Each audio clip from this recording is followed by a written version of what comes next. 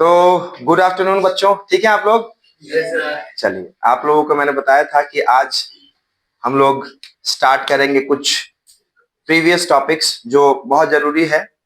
खास करके बच्चे हमारे साथ आते गए, जुड़ते गए, तो कुछ लोगों का कुछ चैप्टर छूट गया है। ठीक है, इनको हम लोग आज कंप्लीट करेंगे। कल हमने बताया भी था आपको कि बहुत सारे वीडियोस आपके चैनल पे ऑलरेडी अवेलेबल हैं। सभी चैप्टर्स रिलेटेड 11th क्लास के लगभग लगभग चैप्टर्स रिलेटेड आपको वीडियो मिल जाएंगे। फाइनल अकाउंट्स एक टॉपिक था, उससे जो बेसिक कॉन्सेप्ट था तीनों अकाउंट्स का, ट्रेडिंग अकाउंट, पीएल अकाउंट और बैलेंस शीट का, वो मैंने ऑलरेडी आप लोगों के बीच में शेयर कर दिया था।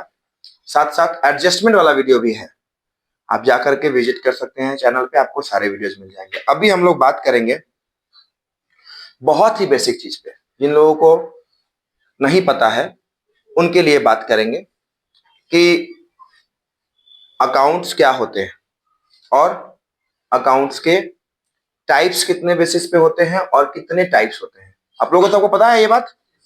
अगर पता है तो अच्छी बात है, नहीं पता है तो एक बार बोर्ड पे ध्यान देंगे और क्लास को एंजॉय करेंगे, सीखेंगे, समझने की कोशिश करेंगे। Accounts, an account is a summarized record. I will not write on the board because the definition is already given in the book and I have already let you record it. तो कहने का मतलब है, आप जानते हैं, मैंने लिखवा भी दिया होगा ग्रुप में, जो बच्चे शेयर कर देंगे, जो लोग प्रॉपर नोट्स बनाए होंगे। An account is a summarized record of all the transactions relating to a particular person, firm or organization in one place together. एक व्यक्ति, संस्था, फर्म, बिजनेस, आइटम, जितनी भी सारी चीजों का हम किसी भी चीज का अकाउंट बनाना चाहते हैं तो उनसे रिलेटेड सभी ट्रांजेक्शन्स को एक साथ एक जगह पे छांट के हमको लिखना होगा। क्या करना होगा? अब मेरे अकाउंट में मेरे ट्रांजेक्शन्स लिखे जाएंगे, आपके नहीं आएंगे। आपके उसमें आएंगे क्या? मेरे अकाउंट में मेरे ट्रांजेक्शन होंगे, राहुल के अकाउंट में राहुल के ट्रांजेक्शन होंगे, साहिल के अकाउंट में साहिल के ट्रांजेक्शन होंगे, जिसके भी अकाउंट की बात करेंगे उसके अकाउंट में उसी का ट्रांजेक्शन होगा। आप लोग एंशिएंट वे ऑफ सिस्टम और ओल्ड जो आपका सिस्टम है अकाउंटिंग का, अक्सर देखते होंगे कि मैक्सिमम जो बिजनेस होता है, बिजनेस यूनिट जो हमारे लोकेलिटी में पाया जाता है, उसमें अकाउंटिंग फॉर्मली नहीं किया जाता है।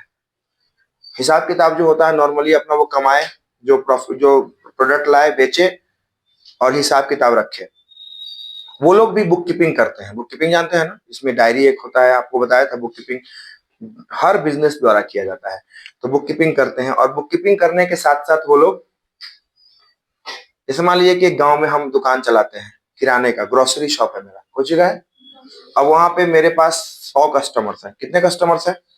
जिनके घरों में मेरे यहाँ से सामान डेली मतलब रेगुलर बेसिस पे जाता है। ठीक है, कभी कुछ, कभी कुछ, कभी कुछ, कभी कुछ। तो कुछ लोग हैं उसमें से, 100 में से 25 लोग ऐसे हैं जिनका खाता मेरे यहाँ नहीं चलता है।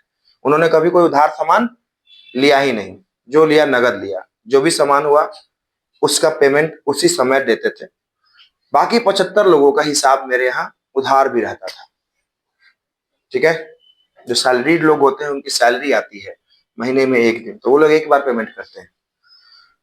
तो ग्रोसरी शॉप उधार और नगद दोनों से मिलकर चलता है, चाहे कोई भी शॉप। ठीक है, आज के डेट में लोग कहता है ना कि उधार का सिस्टम खत्म हो गया है मॉल वगैरह में।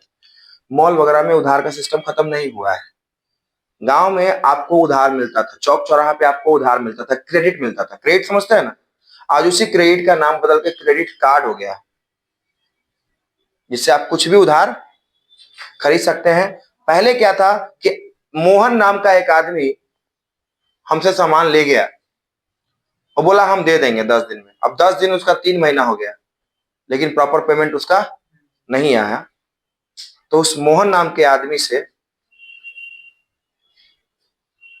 हम किस हिसाब से पैसा लेंगे? लेकिन आज क्रेडिट कार्ड, आपको मैक्सिमम क्रेडिट कार्ड से आप शॉपिंग करते हैं। वही मोहन नाम का आदमी अगर किसी जगह से क्रेडिट कार्ड से शॉपिंग करता है तो उसको मैक्सिमम 50 दिन का टाइम मिलेगा, उसके अंदर उसको भुगतान कर देना है। तो थोड़ा डिसिप्लिन आया पेमेंट में।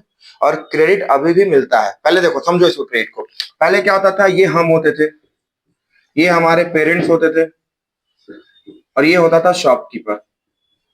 ठीक है, तो हमको कोई सामान चाहिए होता है, मान लो पेंसिल लेना है, हमको कोई पेंसिल लेना है, शार्पनर लेना है, कॉपी लेनी है, कोई खाने का आइटम चाहिए, तो हम इस दुकान में जाते थे और पापा बोलते थे कि जाओ वहां जाके मेरा नाम बोलना, दुकान वाला तुमको दे देगा। दुकान वाला तुमको नहीं पहचानता है, किसको पहचान रहा है?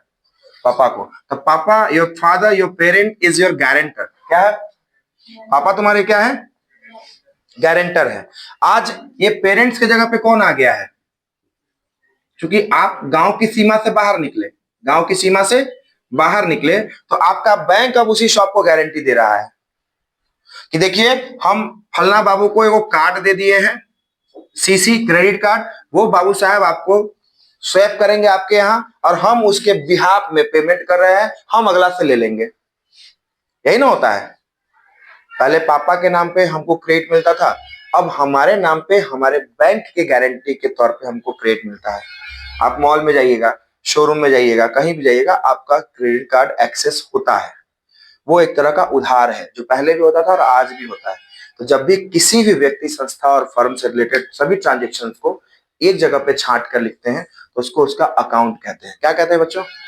क्या कहते हैं? से वंस अगेन, अकाउंट। अकाउंट को कितने कैटेगरी में बांटा गया है? अकाउंट को हम लोग दो बेसिस पे बांटते हैं। कितने बेसिस पे बांटते हैं? जैसे मान लीजिए कि हमको दो बच्चों के बीच में जस्टिफिकेशन करना है, अंतर करना है, तो दो लोगों को खड़ा करेंगे, तो मान लीजिए हम बेसिस क्लासिफाई करेंगे कि किस बेसिस पे, कलर के बेसिस पे, हाइट के बेसिस पे, वेट के बेसिस पे, आईक्यू लेवल के बेसिस पे, ठीक है, मार्क्स स्कोर करता है उसके बेसिस पे, रैंक के बेसिस पे। हो सकता है ना कि हाँ इसका रैंक 13 है, इसका रैंक 18 है, तो 18 वाला जो है वो 13 वाला से ठीक नहीं है, 13 वाला ज्यादा अच्छा है। समझ में आई बात? तो हम बेसिस होता है, उसको क्लासिफाई करते हैं अकाउंट्स को बेसिस के बेसिस पे। तो दो बेसिस होते हैं। कितने बेसिस? पहला कौन था? ट्रेडिशनल। दूसरा कौन था? मॉडर्न, या इसको इंग्लिश भी बोल सकते हैं, या इसका एक और नाम होता है अमेरिकन। ठीक है। तो ट्रेडिशनल अप्रोच में कौन कौन सा अकाउंट होता है? पहला होता है पर्सनल अकाउंट। कौन सा अकाउंट होता है पहला? पर्सनल अकाउंट, यानी कि व्यक्तिगत खाते। कौन सा अकाउंट? पहला कौन सा? व्यक्तिगत खाते। कौन सा अकाउंट भैया? तो पहले खातों का कुछ एग्जांपल ले लेते हैं। मान लीजिए यहाँ पर हम लिख रहे हैं कुछ example. Ram's account, machine account,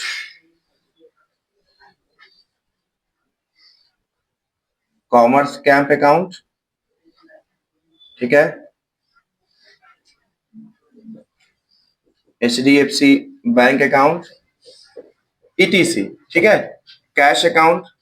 ये सब अकाउंट है। क्या है ये सब? ये सब एग्जांपल्स ऑफ अकाउंट है। किसका किसका एग्जांपल है ये सब? अकाउंट्स का। ठीक है, समझ गए? अब इसमें हमको पर्सनल अकाउंट, ट्रेडिशनल अप्रोच पहले बात कर लेते हैं। मॉडर्न अप्रोच को अभी थोड़ी देर के लिए गोली मारिए। ठीक है, किसको देखना है पहले? ट्रेडिशनल अप्रोच को। तो ट्रेडिशनल अप्रोच में आप आइएगा, तो ये हो गया ट्रेडिशनल अप्रोच, ये हो गया मॉडर्न अप्रोच। ट्रेडिशनल अप्रोच पे आएंगे बच्चों, तो पर्सनल अकाउंट है। क्या है पहला? पर्सनल अकाउंट में आप आएंगे तो पर्सनल अकाउंट किसको बोलते हैं? The account of a particular person, firm और ऑर्गेनाइजेशन, उसको पर्सनल अकाउंट कहते हैं। व्यक्तिगत, किसी व्यक्तिगत व्यक्ति, किसी व्यक्तिगत फर्म, किसी व्यक्तिगत संस्था के खाते को क्या बोलते हैं हम लोग? Personal account. क्या बोलते हैं? फिर से बोलिए। ठीक है ना, यहां तक में कोई दिक्कत नहीं। पर्सनल अकाउंट हो गया। इसमें आपको टाइप होता है, बताएंगे। जैसे फॉर एग्जांपल कुछ ले लीजिए पहले। मान लीजिए यहाँ पे हम डालते हैं कॉमर्स कैंप अकाउंट। क्या डालते हैं? Commerce camp. खास है ना? अरे भैया, कॉमर्स का कोचिंग इंस्टीट्यूट बहुत होगा, लेकिन एक कॉमर्स कैंप खास है कि नहीं? ठीक है। उसके बाद मान लीजिए HDFC अकाउंट, HDFC बैंक, ठीक है। उसके बाद मान लीजिए मशीन अकाउंट, नहीं मशीन अकाउंट नहीं। उसके बाद मान लीजिए आप राम्स अकाउंट, ठीक है। उसके बाद और भी सारा अकाउंट होता है, तो ये पर्सनल अकाउंट हो गया। क्या हो गया? Personal account. अब हम बात करेंगे कि पर्सनल अकाउंट के कितने टाइप्स होते हैं, सब टाइप। ये पहला होगा ट्रेडिशनल के बेसिस पे कौन सा अकाउंट? पर्सनल। दूसरा हम बात करेंगे, पहले हम इन दोनों की बात कर लेते हैं, उसके बाद हम फिर दूसरी चीजों पर बात करेंगे। दूसरा हो गया इम्पर्सनल। क्या हो गया? इम्पर्सनल अकाउंट, ठीक है। इम्पर्सनल अकाउंट जो पर्सनल नहीं है, सिंपल सा नाम लग, बात पता चल रहा है नाम से, impersonal, which is not personal, which is impersonal, खास नहीं है। बोलते ना कि डोंट टेक इट पर्सनल, मतलब इसको पर्सनल तुम मत लो, ये पर्सनल नहीं है, ठीक है, तो ये मतलब impersonal accounts are those accounts which are not personal. तो इसके दो टाइप होते हैं। पहला कौन सा? रियल अकाउंट, ठीक है, वास्तविक खाता। और दूसरा कौन सा? Nominal account. रियल अकाउंट और समझ में आई बात? रियल अकाउंट किसको बोलते हैं? द अकाउंट्स ऑफ, सुनते चलिएगा, सुनिएगा तो ज्यादा समझ में आएगा, लिखने से ज्यादा सुनना है। The accounts of a particular asset, a thing और पोसेशन, अधिकार जिसको बोलते हैं ना, पोसेशन, राइट्स, एसेट्स और थिंग्स, जो चीजें हैं उनका अकाउंट जो है वो आपका रियल अकाउंट कहलाता है। The account of the valuable things of the business, business के वैल्यूएबल थिंग्स का जो अकाउंट होता है उसको क्या बोलते हैं हम लोग? रियल अकाउंट बोलते हैं। चाहे वो कुछ भी हो सकता है, 1 रुपए की सुई और 1 करोड़ का डायमंड, सब रियल अकाउंट में आता है। समझ में आई बात? समझ रहे बात? किसी ऑथर का लिखा हुआ कॉपीराइट, पेटेंट, किसी साइंटिस्ट का बनाया हुआ कोई सामान, ठीक है, अभी आप बीएसटी में पढ़ेंगे स्पेशल राइट्स एसेट जिसको बोलते हैं। तो जैसे बागवान फिल्म देखे थे आप लोग, उसमें किताब जो थी बागवान, उसी पे उनको पैसा मिल रहा था ना, उनकी कहानी थी जिसकी वो कॉपीराइट उनको मिली थी और किसी कंपनी ने उसको छापने का वादा किया था, तो वो मतलब पैसा उनको मिला था। आप जिस राइटर का बुक पढ़ रहे हैं उस राइटर के को उस बुक के बिहाफ में छाप, उस बुक के ऑथर होने के नाते उनको पैसा मिलता है, उसको कॉपीराइट कह सकते हैं। क्या कह सकते हैं? कॉपीराइट रॉयल्टी, क्या बोल सकते हैं? रॉयल्टी, कॉपीराइट रॉयल्टी, ठीक है, ध्यान रखिएगा। पेटेंट होता है, मान लीजिए किसी साइंटिस्ट ने कोई सामान तैयार किया, कोई नया चीज इन्वेंट किया, कोई नई चीज किसी साइंटिस्ट ने इन्वेंट की, तो उस इन्वेंट किए हुए चीज को उसका पेटेंट मिल जाता है। किसी ने साइकिल बनाया तो साइकिल का जितना भी साइकिल मैन्युफैक्चर होगा उसका पेटेंट वो साइकिल बनाने वाले साइंटिस्ट के नाम पे है, ठीक है। तो वो होता है, वो सारी चीजें होती है। तो एग्जांपल के तौर पे ले लेंगे, रियल अकाउंट में क्या क्या आता है? कैश, बैंक, जितना भी एसेट आपको लगता है बोल सकते हैं, मशीन, बिल्डिंग, लैंड, फर्नीचर,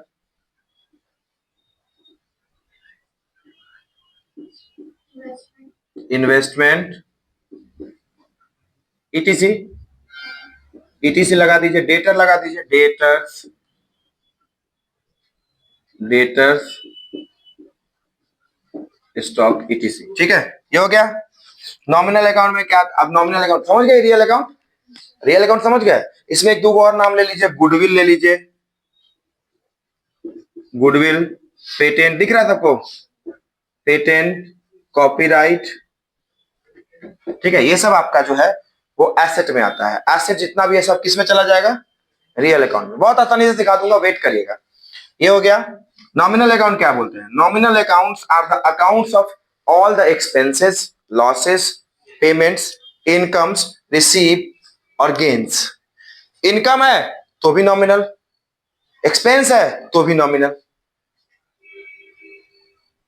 आमदनी है जिसको बोल सकते हैं इनकम है तो भी नॉमिनल, एक्सपेंस है तो भी नॉमिनल, रिसिप्ट है पैसा प्राप्त किए हैं तो भी नॉमिनल, पेमेंट है तो भी नॉमिनल, लॉस है तो भी नॉमिनल, प्रॉफिट है तो भी नॉमिनल। गेन और प्रॉफिट में क्या फर्क होता है? दोनों प्रॉफिट ही होता है।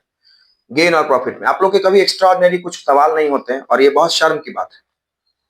आप लोग को जितना अच्छे से सिखाने की कोशिश करते हैं, जितना ही अच्छा आपका मेंटर मिला हुआ है, आप लोग उतना ही ज्यादा लाइटली ले रहे हैं चीजों को। लाइटली मत लीजिए, लाइफ जब आपको लाइटली लेगी तो रोने और चिल्लाने के अलावा कुछ नहीं मिलेगा। आज जो थावे मंदिर में जाकर चोरी किया है ना, थोड़ा पढ़ लिया रहता तो उसको पता होता कि भगवान के घर चोरी नहीं करते। उसका कितना बुरा असर होगा ना। मैं नहीं कह रहा हूं मेरे धर्म की, मैं धार्मिक होकर नहीं बोल रहा हूं, मैं एज ह्यूमैनिटी के नाते मैं बोल रहा हूं कि उसका जितना बुरा असर होगा ना उसने अपनी लाइफ में नहीं सोचा होगा। जिस माँ की पूजा आराधना करते हैं हम, डरते हैं। याद करो छठ पूजा के समय, छठ पूजा के समय मम्मी क्या कहती है कि नहीं छूना है, जूठा हाथ से गेहूं नहीं छूना है, वहां पर निपा हुआ है वहां पे मत पैर रखो, वहां मत टच करो। उसने कैसे गर्भगृह से मुकुट चुरा लिया भाई। और कोई भगवान होते ना तो मैं इतनी बुरी बात नहीं बोलता। उसने माँ के घर में चोरी की है और उसको उसका अंजाम बहुत जल्द देखने मिलेगा। आप लोग देखिएगा, पेपर वगैरह में तो आएगा ही, क्योंकि छोटी न्यूज तो थी नहीं। मुकुट और हार तो फिर से बन गया वैसा, माता तो सज गई फिर से, माता तो फिर से सज गई। उसका क्या असर होगा? अगर वो थोड़ा पढ़ लिख लेता तो रोजी रोजगार कर पाता, कुछ सोच सकता, नहीं कुछ कर पाता तो कम से कम उतना बुरा कृत्य तो नहीं करता जितना बुरा उसने किया है। तो please don't take the life very easily. बहुत कैजुअली ले रहे हैं आप लोग, नहीं लीजिए इतना कैजुअली। जितना टेंशन हमको होता है उसका आधा भी अगर आप ले लेंगे तो आपका 11th 12th बहुत अच्छा हो जाएगा। उससे ज्यादा का तो हम जिम्मेदारी नहीं लेते हैं, लेकिन 11th 12th बहुत अच्छा हो जाएगा और हमको भी मन लगेगा और मेहनत करने का मन करेगा। गेन और प्रॉफिट आपसे पूछ सकते हैं ना, सर गेन का सेंस क्या है? आप पूछ सकते हैं, सर गेन का सेंस क्या है, प्रॉफिट का सेंस क्या है? सर बराबर सुनते हैं गेन और प्रॉफिट एक जैसा होता है। आप पूछ सकते थे। It should be your question. I am here to answer you. हम ही सवाल पूछे, हम ही जवाब दें, थोड़ा सा कैजुअल लगता है। लगता है कि आप गलत फायदा उठा रहे हैं समय का। गेन इरेगुलर नेचर के प्रॉफिट को बोलते हैं और प्रॉफिट रेगुलर नेचर के प्रॉफिट को बोलते हैं। प्रॉफिट कह सकते हैं दुकानदार ओकेजनली, जैसे मान लीजिए बिजनेस के सेंस में भी ले सकते हैं और प्रोफेशन के सेंस में भी ले सकते हैं।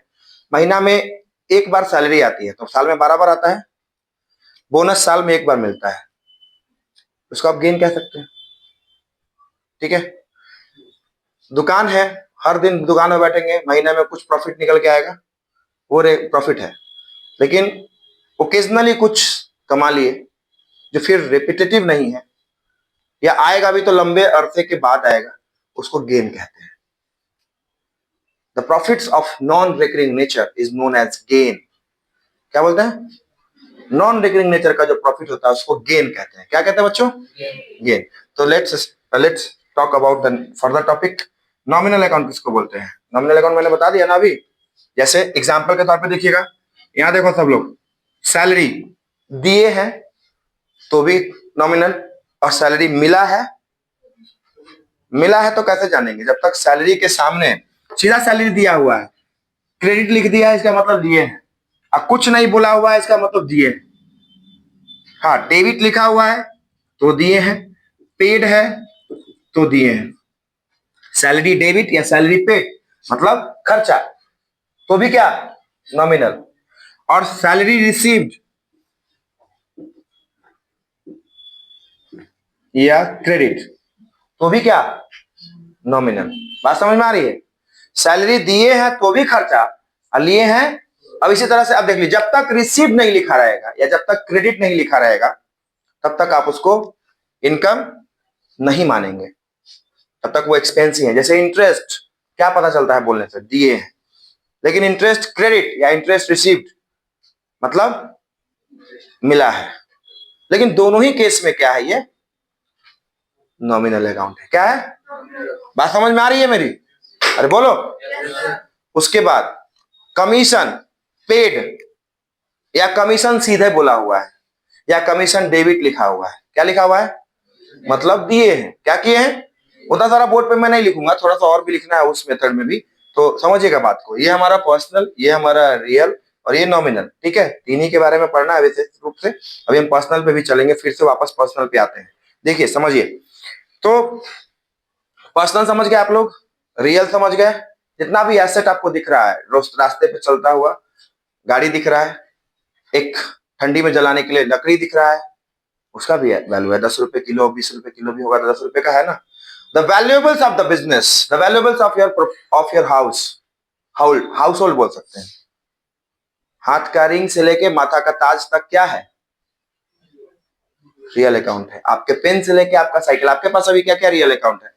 पेन है, साइकिल है, जो भी बुक्स है, फोन है, घर पे टीवी है, फ्रिज है, वॉशिंग मशीन है, एसी है, कूलर है, बिल्डिंग है, फर्नीचर है, सब क्या है? क्योंकि जो भी एसेट है वो क्या है? ऐसे याद कीजिएगा ना तो बड़ा अच्छे से याद रहेगा और लाइफ लॉन्ग याद रहेगा। मैं दावे के साथ कर सकता हूं, लाइफ लॉन्ग याद रहेगा। समझ रहे बात? तो सैलरी दिए तो पेमेंट है, खर्चा है तो भी नॉमिनल, और सैलरी लिए तो भी नॉमिनल। क्लियर है? समझ में आ गई बात? चलिए अब आते हैं, सर पर्सनल अकाउंट के बारे में और कुछ बताने वाले थे आप। पर्सनल अकाउंट को बेटा 3 भाग में बांटते हैं। कितने भाग में बांटते हैं? कितने भाग में? अभी हम पर्सनल के बारे में बात कर रहे हैं। अभी हम जो है मॉडर्न अप्रोच पे टच नहीं कर रहे हैं। एरिया उधर भाग रहा है, उससे मतलब नहीं है। देख लीजिए, पर्सनल अकाउंट को हम लोग 3 भाग में बांटते हैं। पहला होता है नेचुरल पर्सनल। क्या होता है? Natural person. आप लोग बुक में देखिए, यहां मैं देख रहा हूं, ठीक है। नेचुरल पर्सनल, नेचुरल पर्सनल मतलब होता है the accounts of individuals. Like natural person कौन सा है? आप देख लीजिए, पर्सनल अकाउंट में मैंने कुछ चीजें लिखी हैं। कॉमर्स कैंप लिखा है, एचडीएफसी लिखा है और राम्स अकाउंट लिखा है। इसमें से नेचुरल कौन है? किसको भगवान ने बनाया? राम को बनाया ना। राम एक आदमी होगा? अरे राम तो खुद भगवान के अवतार थे, लेकिन हम लोग बात करें, राम एक इंसान है हमारे समाज में जिसका बिजनेस है, तो वो बिजनेस का अकाउंट अलग होगा उसका। और ऐसे राम से अकाउंट अगर वो अपना कहीं से पर्सनल अकाउंट डील करता है तो राम से अकाउंट होगा कि नहीं होगा? अरे बोलिए। एक दुकान में आप देखते होंगे कि क्यूआर कोड लगा रहता है, तो वो एक दो लगा के रखता है। एक होता है उसके बिजनेस के नाम से और एक उसका पर्सनल मोबाइल में भी रहता है, जिसके वो कहता है यार उसको मत भेजिए भैया, ईद दे रहा है, रुकिए, बोलता है ना। तो पर्सनल में तो उसका अकाउंट होगा। तो ये राम जो है वो क्या है? राम से अकाउंट पर्सनल, राम से अकाउंट पर्सनल अकाउंट है, लेकिन किस टाइप का पर्सनल अकाउंट है? Natural personal account. मेरी बात समझ में आ रही है? Are you getting my points? अच्छा, अगला बात है कि सर ये नेचुरल हो गया, तो फिर आर्टिफिशियल होता है दूसरा, आर्टिफिशियल पर्सनल अकाउंट। ठीक है, क्या क्या होता है इसमें? आर्टिफिशियल पर्सनल में होता है जिसको भगवान ने नहीं बनाया, जिसको ह्यूमन बीइंग ने बनाया। The account of human being is called natural personal. ठीक है, प्राकृतिक व्यक्तिगत खाता। ठीक है, दूसरा है the accounts of those individual things which are made by the human being. Commerce camp किसी इंसान का बनाया हुआ है। एचडीएफसी बैंक भगवान दिए थे कि जाओ बस तुमको एगो बैंक दे रहे हैं जिसका नाम है एचडीएफसी, नहीं ना दिए हैं। तो वो आदमी ने बनाया, भगवान ने हमको बनाया और हमने फिर श्री पीके फिल्म में एक डायलॉग बड़ा फेमस है, वो आप लोग देखे होंगे। उसमें बोलता है, जो मुख्य अभिनेता है उस फिल्म का, आमिर खान, वो बोलते हैं कि क्यों ना भगवान पे भरोसा करे। बोलते हैं ना, भगवान समोसा दे दे, भूख लगा हुआ था, कोई दे जाता है आके, तो कहते हैं बैटरिया खत्म हो गया है, नहीं जब काम करता है कहता है कि भगवान का बैटरिया खत्म हो गया है। वो मतलब कॉमेडी तरीके से, वो कुछ लोग उसको अगेंस्ट भी लेते हैं, कुछ लोग उसको सीखने का जरिया लेते हैं, लेकिन वो अलग तरीके से उसको शो करने का, और बहुत मैसेजिंग फिल्म थी। उसने कहा क्यों ना भगवान पे भरोसा करें। किस भगवान पे भरोसा करें? तो उस पे भरोसा करें जो हमको बनाया। वो भोजपुरी में बोला था, मैं बोल रहा हूं हिंदी में। उस भगवान पे भरोसा करे जो हमको बनाया, या उस पे भरोसा करे जिसको हमने बनाया? पॉइंट तो था, क्योंकि जो हमको बनाया वो दिखता नहीं है, लेकिन होता हर जगह है। दिखते हैं भगवान। The positive energy, the biggest power of the universe, आप देख सकते हैं उसको, फील कर सकते हैं कि मेरे अराउंड है वो। गूज बम्स होते हैं बोलने पे, उनको आप सिर्फ फील कर सकते हैं। You can't ever see that miraculous power. लेकिन जिनको हम बनाए वो हमारी तरह है, हाथ पैर वाले, शक्ल वाले,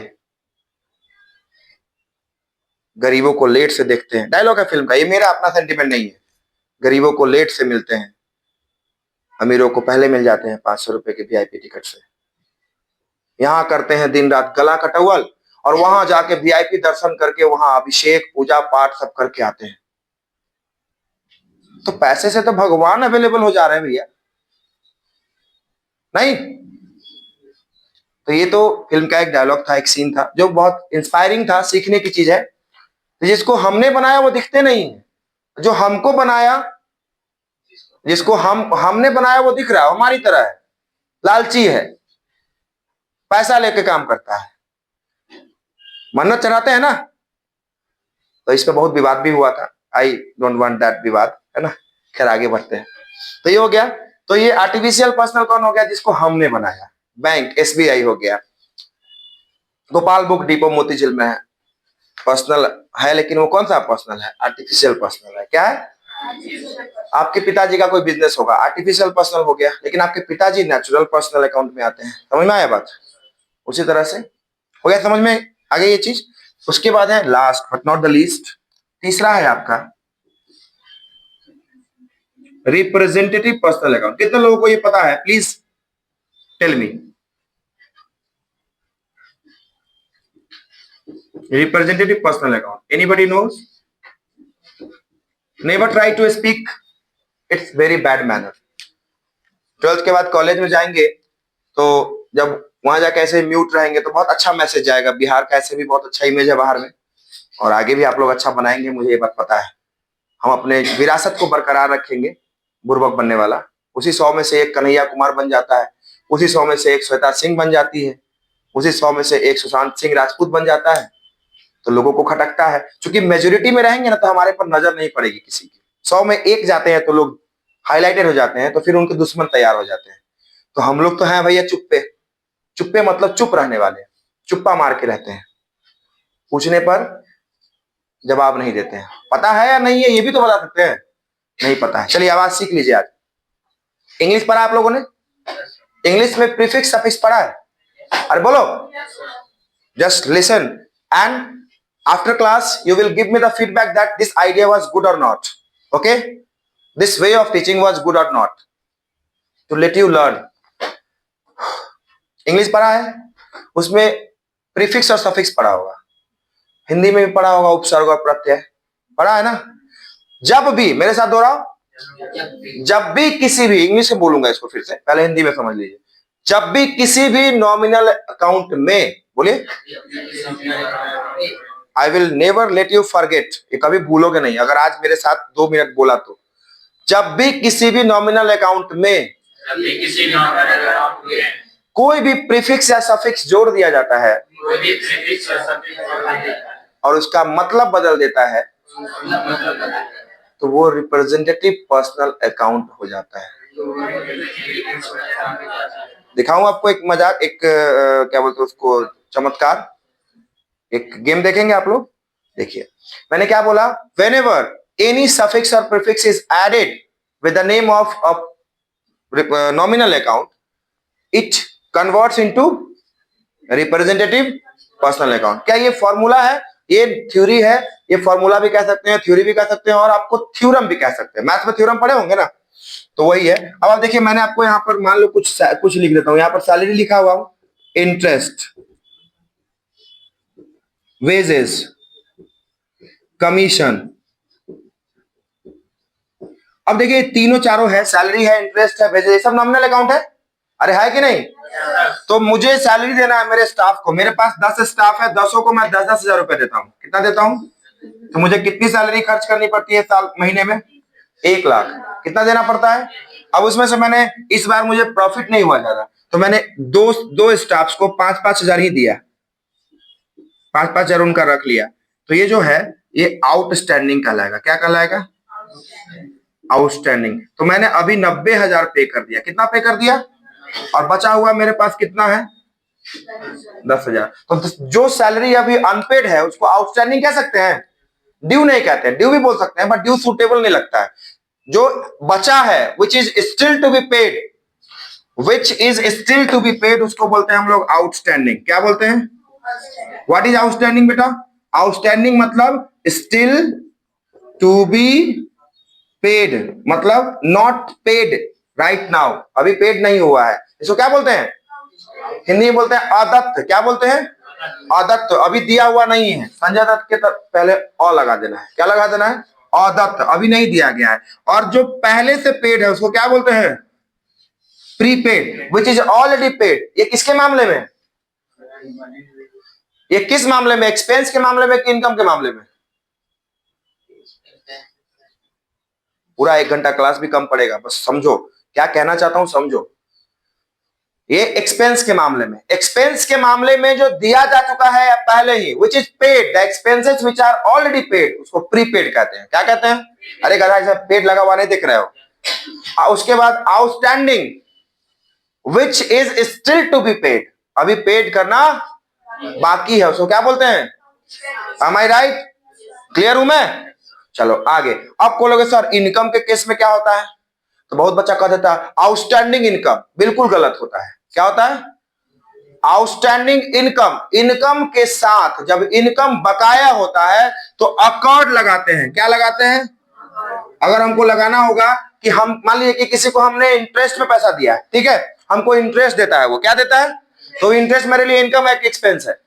उसके लिए एक्सपेंस है, मेरे लिए क्या है? इनकम। अब अभी हमको इस महीना नहीं दिया दिसंबर का इंटरेस्ट, तो मेरे लिए तो इनकम वो बकाया है ना। तो जब इनकम बकाया होगा मेरे बच्चों तो उसको कहेंगे अकर्ड। क्या बोलेंगे? अकर्ड। उसके साथ इंटरेस्ट लगा दीजिए।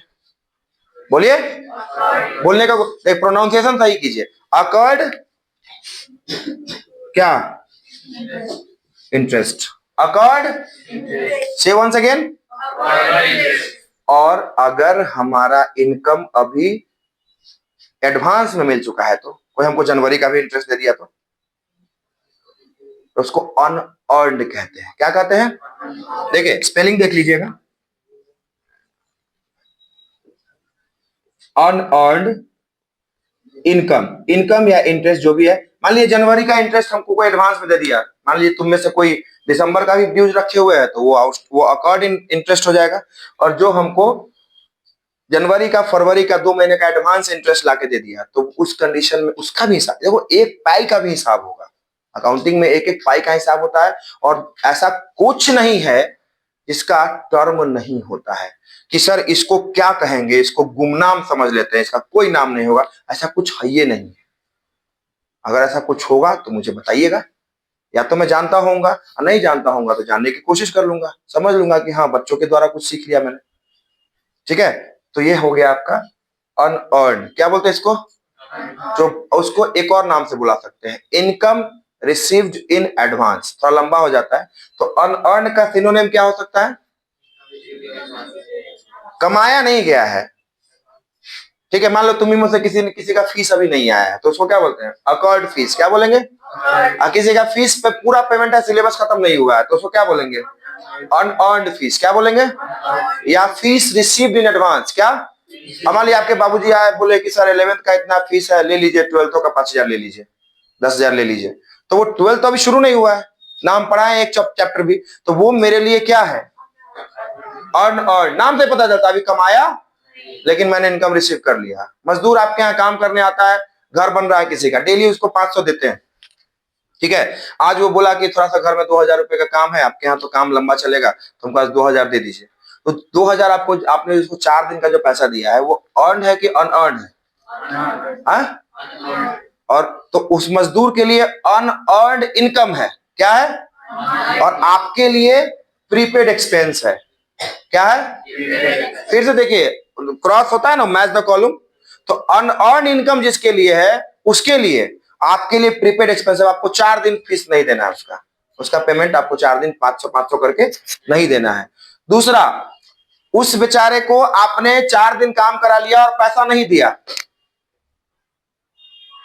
4 दिन आपने काम करा लिया और पैसा उसको नहीं दिया, तो वो उसके लिए अकॉर्ड इनकम है, और आपके लिए आउटस्टैंडिंग वेजेज है। क्या है बेटा? बोलिए, एक बार फिर से बोलिए। क्लियर है ना? इतना सिखा पा रहे हैं ना? फिर ये गोल तो नहीं करोगे? हाँ, तो आज हमारा जो है, अब बताओगे सर इसमें बताइए रिप्रेजेंटेटिव पर्सनल कैसे हुआ? जैसे ही वो इनकम आउटस्टैंडिंग हो गया, वो इनकम या एक्सपेंस आउटस्टैंडिंग हो गया, खास हो गया कि नहीं हो गया? और पर्सनल तो खासे को ना बोलते हैं, क्या बोलते हैं? यहां मैं बोलूं कि students please come to me, तो कम टू मी मतलब मेरे पास आओ, तो स्टूडेंट्स में कौन आएगा? लेकिन मैं नाम लेके बोलूं किसी का, ABC XYZ कोई भी आओ, तो वो खास हो जाएगा ना। ठीक है, ये होता है आपका। जैसे उस दिन मैंने डांटा आप लोगों को कि जाओ तुम लोग तैयारी करके आना, सबको बोला ना, किसी एक को तो नहीं बोला कि जाओ पढ़ के आना। सबको बोला, तो वो कलेक्टिव हो गया। नाउन तो अरे बचपन से हम अगर सही से अपनी पढ़ाई ईमानदारी से करते हैं ना, तो कोई भी ऐसा क्लास नहीं है जहां पे हमको जाके परेशानी होगी। अब 8 में 10th का मैथ देखिएगा तो नहीं बनेगा, लेकिन वही जब 10th में घुसते हैं तो वो मैथ आपके लिए आसान हो जाता है, चैप्टर वाइज नहीं हो जाता है। तो बस आप डर जाते हैं पहले ही। और शुरू से हमने ईमानदारी से अगर पढ़ाई की है ना, तो आपको किसी भी टीचर का लेक्चर परेशान नहीं करेगा। ठीक है, बस अपने लिए ईमानदार रहिए, दूसरे के लिए मत सोचिए, पढ़ाई के मामले में सेल्फिश हो जाइए। बगल वाले को आता है नहीं आता है हम समझ लेंगे, मेरे पास टाइम रहेगा, as a friend, as a क्या बोलते हैं उसको हम लोग, कल कंपनी कंपनी बोल सकते हैं, अपनी कंपनी, मतलब फ्रेंड्स का जो ग्रुप होता है उसको कंपनी कह सकते हैं। तो उसमें हम उसको एज अ फ्रेंड, ह्यूमैनिटी के तौर पे, सोसाइटी के तौर पे हम उसको हेल्प कर देंगे, क्योंकि हम साथ में रहते हैं। लेकिन पहले हम सीखेंगे। अब मेरा दोस्त को नहीं समझ आ रहा है, हमको आ रहा है, तो हम उसको कोशिश करेंगे सिखाने का, ये ट्रू फ्रेंडशिप है। ऐसा नहीं कि उसका लेग पुलिंग करेंगे, क्या तुमको नहीं आता है, ये गलत चीज है। क्या रे, सीखना चाहिए। अगर जो बुर्बक होता है, गधा होता है तुम्हारी तरह, उसको भी सीखने के लिए उत्सुक रहना चाहिए। प्यासा जाता है कुआं के पास, कुआं नहीं उठ के आता है। कोई अगर हमारे बैच में लगता है आपको कि हाँ जिससे हम पूछेंगे तो हमको बुरा नहीं मानेगा, वो बताएगा, तो पूछिए उससे। आज के लिए काफी हो गया सर, ठीक है। ट्रेडिशनल अप्रोच आज हो गया, मॉडर्न अप्रोच देख लीजिए पूरा, इसका स्क्रीनशॉट ले सकते हैं आप। मॉडर्न अप्रोच जब हम बताएंगे, उसके जस्ट बाद मॉडर्न अप्रोच बताने के लिए फिर हमको इतना बोर्ड पे वर्क करना पड़ेगा, ये तो करना कम से कम करना ही पड़ेगा। ठीक है, तो मॉडर्न अप्रोच जब हम करेंगे तो हम इसके जस्ट बाद फिर से लिखेंगे, और मॉडर्न अप्रोच करने के जस्ट बाद हम rules of debit and credit में घुसेंगे, सेम वीडियो में, सेम क्लास में। ठीक है, तो अभी के लिए रहने दें, आप लोग वीडियो को शेयर कर देंगे अगर आपको अच्छा लगे तो, और चैनल को भी जरूर सब्सक्राइब कर देंगे, ताकि आने वाली वीडियो की जानकारी आप तक मिले, आपको पहुंचे, और हमें भी थोड़ा सपोर्ट हो पाए। थैंक यू, जय हिंद।